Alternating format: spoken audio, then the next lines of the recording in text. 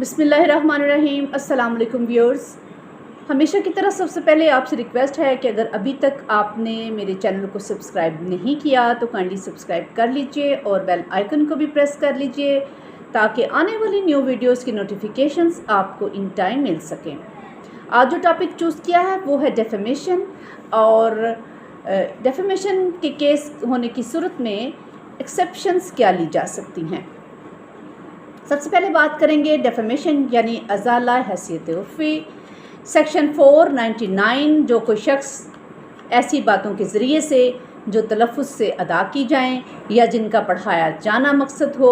یا پھر اشاروں کے ذریعے سے یا حاکوں سے یعنی نظر آنے والے نقوش کے ذریعے سے، یا کسی شخص کی نسبت کوئی ایسی چیز لگائے یا مشتہر کرنے پر اس کی یہ نیت ہو کہ اس شخص کی جو شہرت ہے، نیک نامی ہے، اس کو نقصان پہنچے، یا پھر یہ جان کر یہ باور کرنے کی وجہ رکھے کہ وہ اس شخص کی نیک نامی کو نقصان پہنچائے گا، تو ایسی صورت میں کہا جائے گا کہ اس نے ازالہ حیثیت عرفی کیا ہے، یعنی ڈیفیمیشن کی ہے۔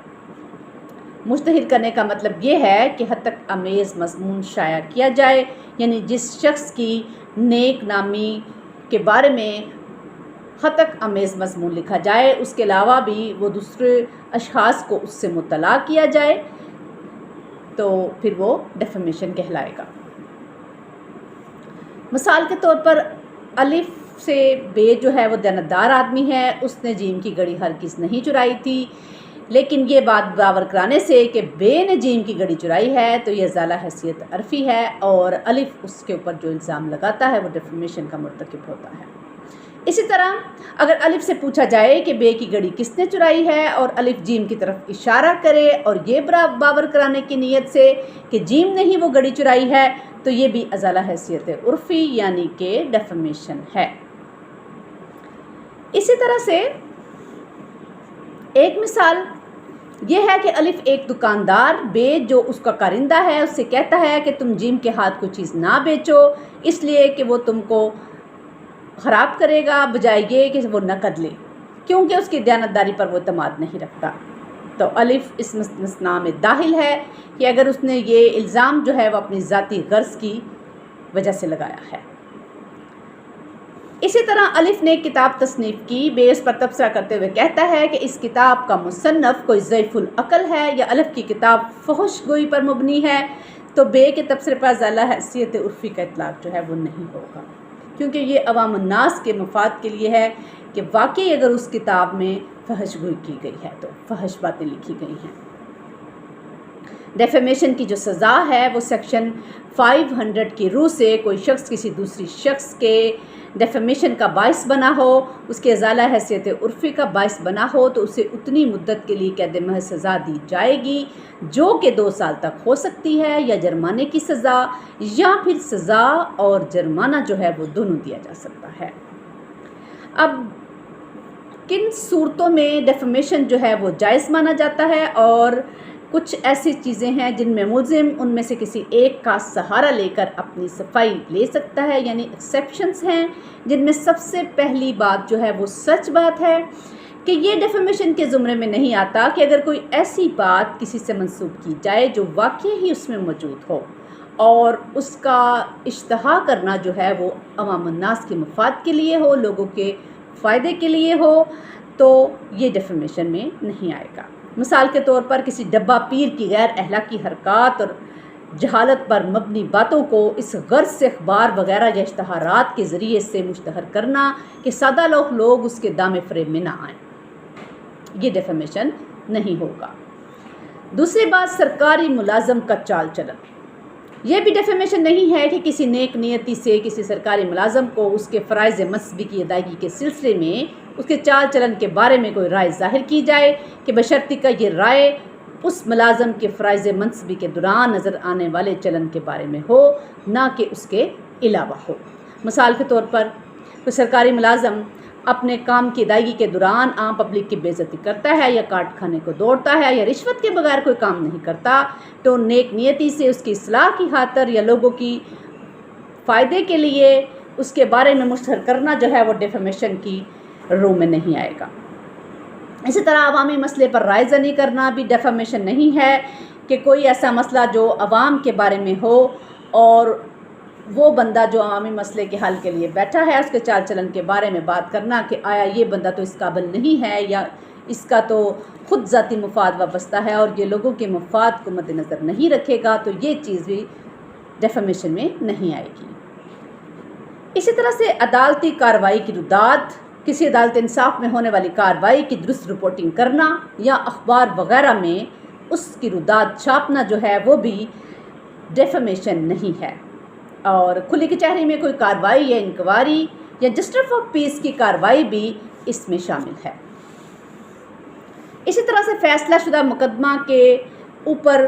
حسن و قبا پر اظہار خیال کرنا، یہ بھی کسی کی ڈیفیمیشن کے زمرے میں نہیں آتا کہ کسی سول یا فوجداری مقدمہ جس کا فیصلہ عدالت کر چکی ہو اس کے بارے میں نیک نیتی سے اپنی رائے کا اظہار کیا جائے، ہاں وہ کسی کے بارے میں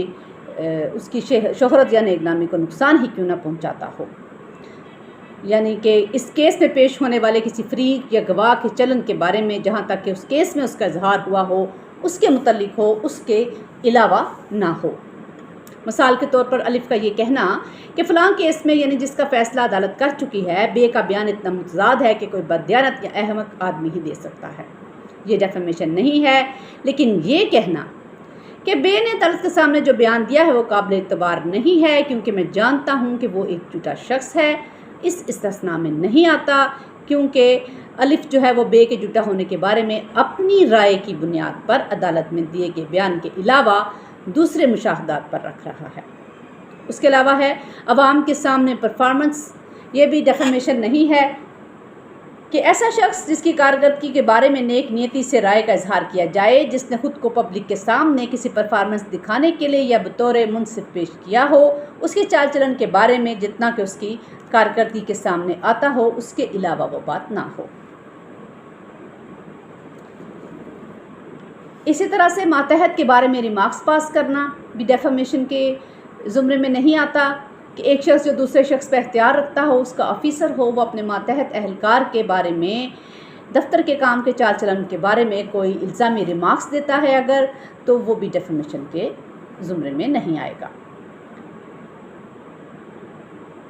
عدالت انصاف کے جج کا کسی گواہ کے بارے میں نیک نیتی سے کوئی الزامی ریمارکس دینا یا کسی افسر کا اپنے ماتحت کی سالانہ خفیہ رپورٹ میں برے ریمارکس دینا، استاد کا اپنے شاگردوں کو دوسرے کے سامنے سرزنش کرنا، مالک کا نوکر کو سست روی یا غلط کام پر برا بھلا کہنا،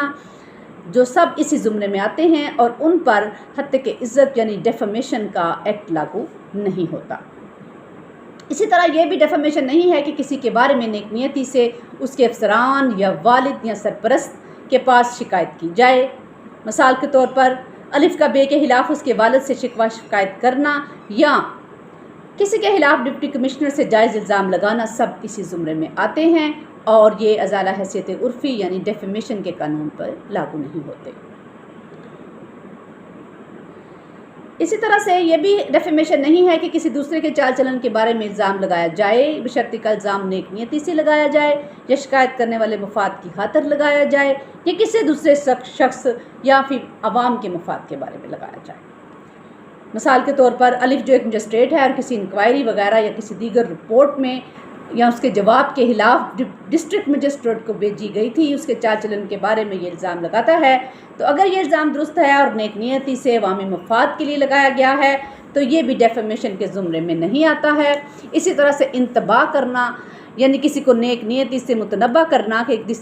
دوسرے کے خلاف بشرطیکہ اس سے اس شخص کا فائدہ بھی مقصود ہو یا کسی دوسرے شخص کا جس میں وہ شخص دلچسپی رکھتا ہو یا پھر مفاد عامہ کی خاطر ایسا آگاہ کرنا ضروری ہو، تو یہ بھی ڈیفیمیشن کے زمرے سے مستثنا ہے۔ اور سیکشن 500 میں ازالہ حیثیت عرفی کے مجرم کے لیے 2 سال قید بامشقت یا جرمانہ یا پھر دونوں سزائیں جو ہیں وہ مقرر کی گئی ہیں۔ یہ تھا ڈیفیمیشن اور اس کے حوالے سے لی جانے والی ایکسیپشنز،